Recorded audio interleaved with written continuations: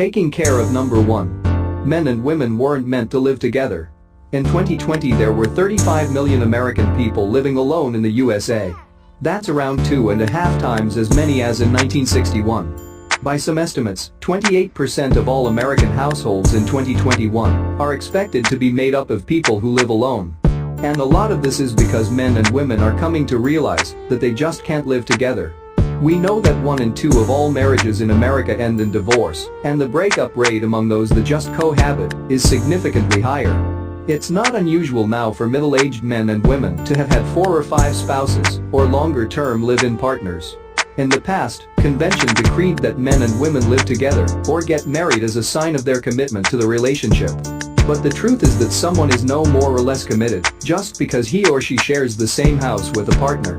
And, let's face it, men and women were not really meant to live together anyway. We don't think the same way, have the same expectations or enjoy the same pastimes. And the longer we stay together in the same house, the more likely that the relationship will deteriorate or simply die. The answer, it seems, is that men and women should keep their own properties and simply sleep over 3 or 4 times a week. This kind of arrangement serves to keep the relationship fresh and enables the parties to have a life each apart and one together. And that's important, as relationships often end as one of the parties eventually feels that they have been forced to change their way of life to suit their partner's needs. The upshot of all this, thank God, of course, is that marriage becomes out of date. Well, let me tell you something, it already is. As an institution, it is finished. Sure, it might work for some folks, but how many truly happy married couples do you know? I can just hear the traditionalists now. Really? Do away with marriage? What about the sanctity of the family? How can we hope to properly bring up our children if they are born out of wedlock? Children are raised and reared responsibly by responsible and caring mothers and fathers. And they don't have to share the same house to be responsible in their parenting.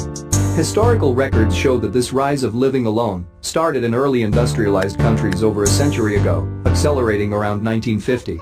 In countries such as Norway and Sweden, single-person households were rare a century ago, but today they account for nearly half of all households. In some cities, they are already the majority. Surveys and census data from recent decades show that people are more likely to live alone in rich countries, and the prevalence of single-person households is unprecedented historically.